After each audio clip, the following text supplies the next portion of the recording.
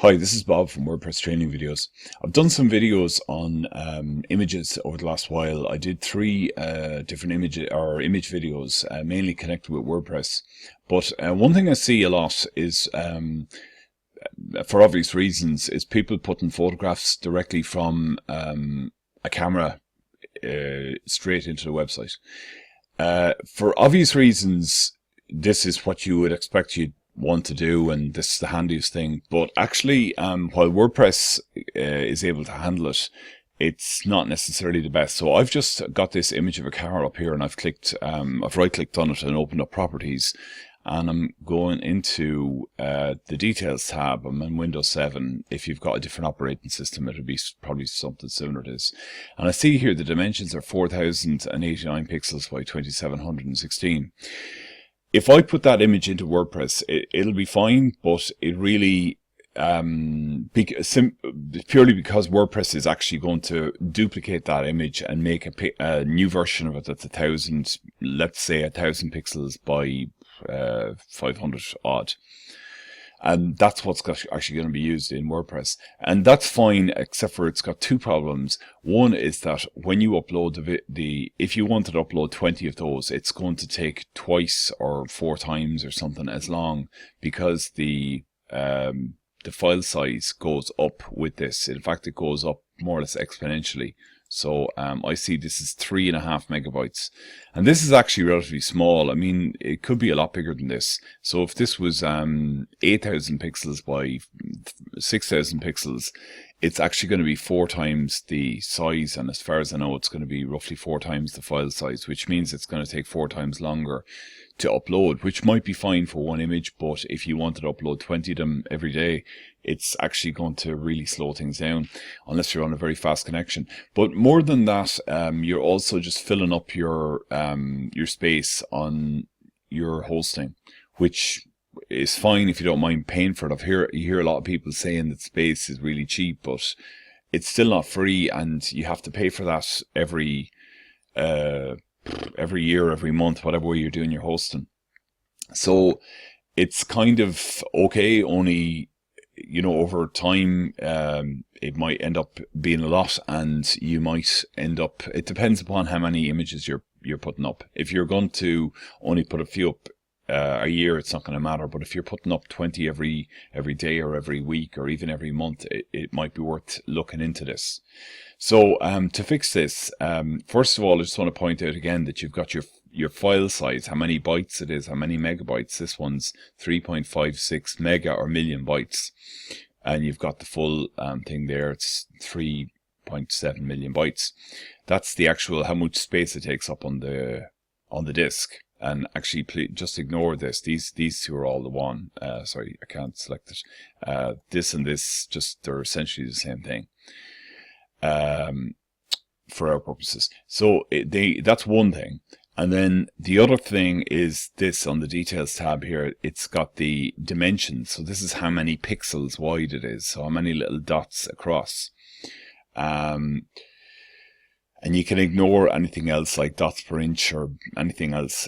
For web design purposes, you're only really concerned about 3 things: the pixel dimensions, the file size on the disk, and the type of file. And for type of file, it's almost always JPEG. Occasionally you'll use a PNG, but most of the time, or a GIF, but mostly it's a JPEG for a photograph. It should be a JPEG for a photograph anyway.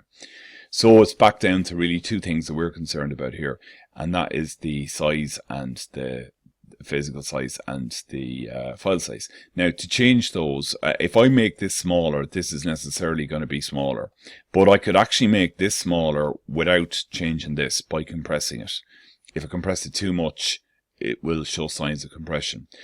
Anyway, so we would do all this outside of WordPress, and you need to use a program to do that. So there's actually a ton of programs that you can use to use that. The most typical one to use is Photoshop. That costs, it's a monthly fee now. I think it's a minimum of about 20 or 30 a month or something. I know it's about 60 or 70 for the full pack. So I'm not imagining that anyway. If you're able to afford Photoshop, you probably are using it every day. So if I was to type in image editing into Google, first of all, there's two different types of image editors, and I'm just going to show you the first one first. So this one here is pixlr.com, and there's actually a lot of these, and there's another one, photo.com. These are online photo editors. There's another one, lunapic.com, so on. They all basically do the same thing. So I'm not particularly familiar with this one. Okay, we just launched the web app. But the idea with it is you don't have to download anything. You don't have to install anything on your computer. So I can open that image from my computer. I'm just guessing here. Wrong one.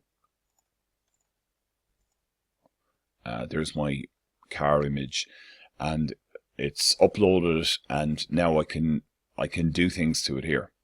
The problem with this is that it's only getting one part of the problem, because it still had to upload this up to my computer, or sorry, up to the website, and then I have to upload it, I have to download it, and then I have to upload it back again up to the website. So you follow, if you follow it, it's going to go from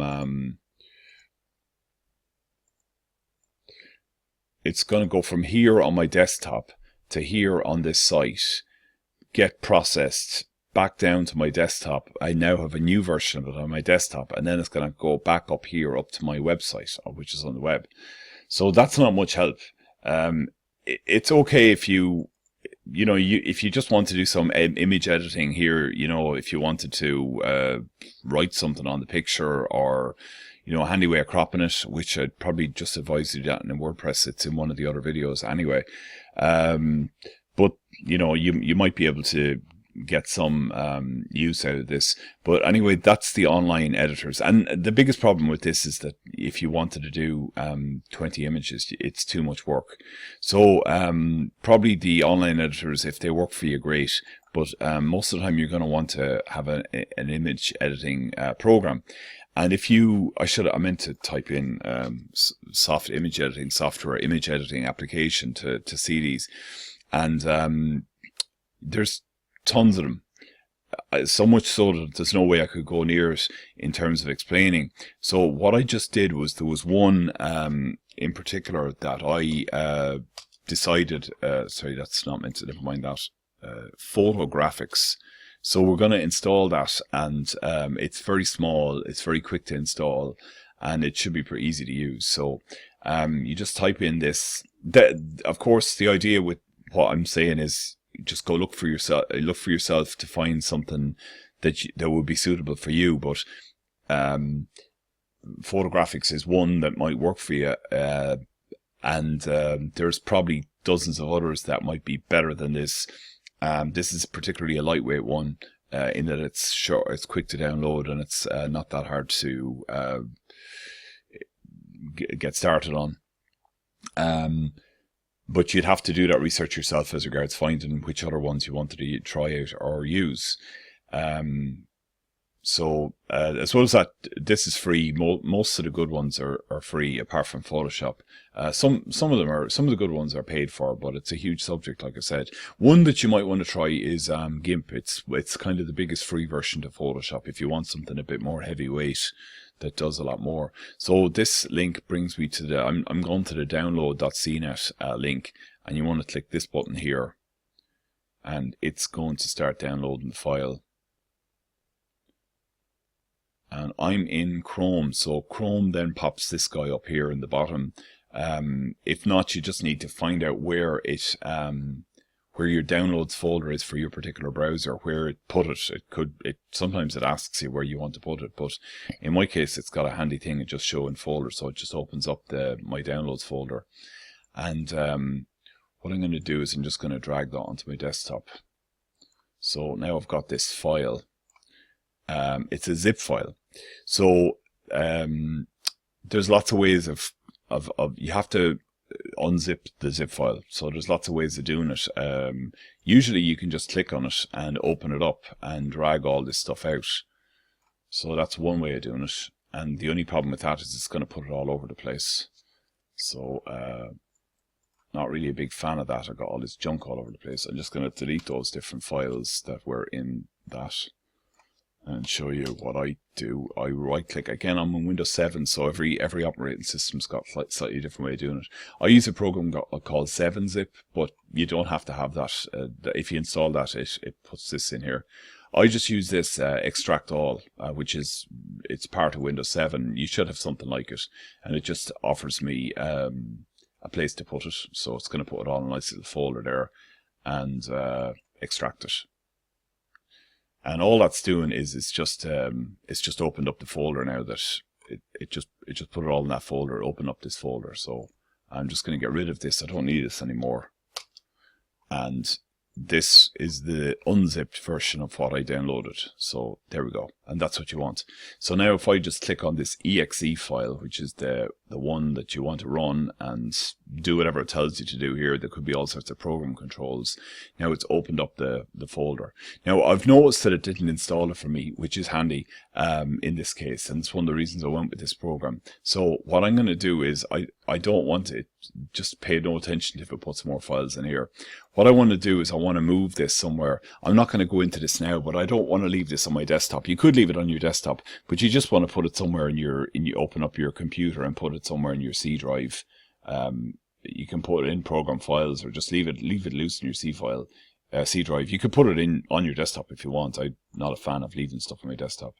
Anyway, open it up and open up this program here. And I can now go to the file open menu and open up on my desktop, look for that car folder, or sorry, file, this guy here.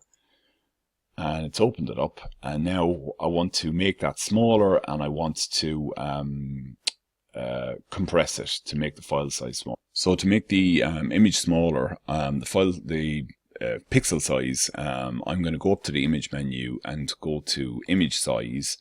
By the way, there's lots of other stuff you can do in this program. I'm just merely talking about the size of the image. So I want to type in, I'm going to arbitrarily pick 1200 pixels. That's about as big as you'd ever want on the web. You probably would only want 600 or 800 or maybe 1000, but this is plenty big enough anyway. And I'm going to make sure the constrained proportions is ticked there, otherwise it'll go out of proportion. When I click here, recalculates the height. Just leave it like that. Press OK, and this is the new height, or excuse me, the new size, and it's zoomed out there, so that's why it's just gone smaller. But I can zoom back in here to the full size if I need to see it, and I can see it's the same. So now I want to press File and Save As. And this is a JPEG file. It's very important that you keep it as a JPEG. For some reason, this it wants to save it as its own file type. So I want to change that to .jpg, and I'm just going to call it new car. And